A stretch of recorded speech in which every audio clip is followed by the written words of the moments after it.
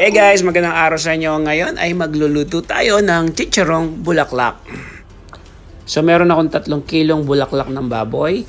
Nilinisan ito ng suka at ng asin. Tapos hinugasan. Tapos pinakuluan ng bahagya para madaling mahiwa.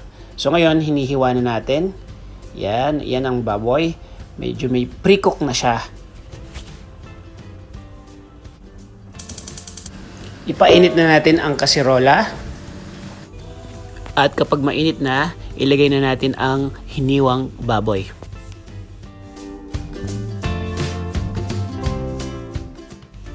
Haluin natin. Maglagay na tayo ng pampalasa. Lagyan ng dahon ng laurel o bay leaf. Maglagay ng asin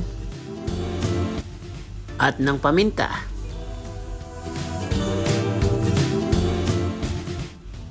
At pagkatapos nun, haluin uli natin ating baboy. Siguraduhin na mahina lamang ang apoy ng ating kalan para hindi masunog ang ating baboy.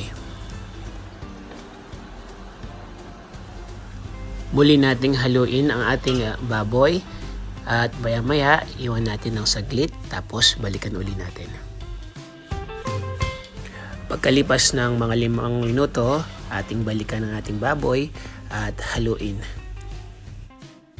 Pagkalipas ng mga ilang saglit pa, for about like 20 minutes, makikita na natin na ang ating baboy ay naluluto ng paunti-unti.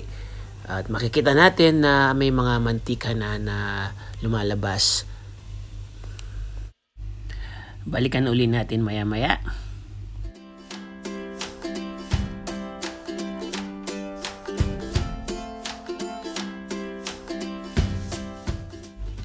Laging haluin ang ating baboy at huwag iwanan para hindi ito dumikit sa kasirola.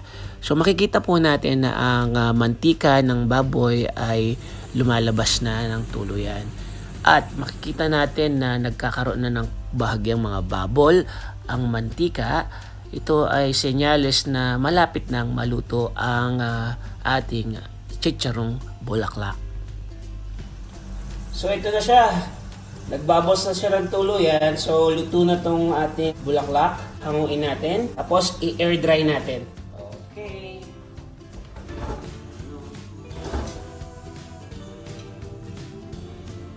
Okay guys, hindi pa ito tapos. Kailangan mo natin i-air dry. Prituhin natin uli siya sa kanyang mantika.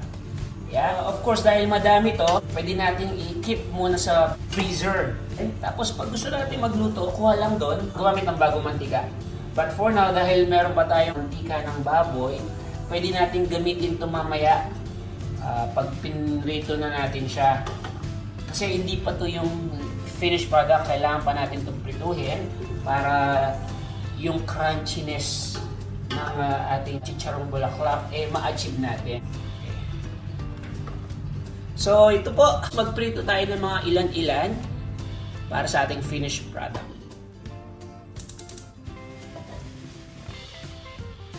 Ito yung mantika ng baboy na gagamitin natin ulit. So painitin lang po natin to tapos iprito natin siguro.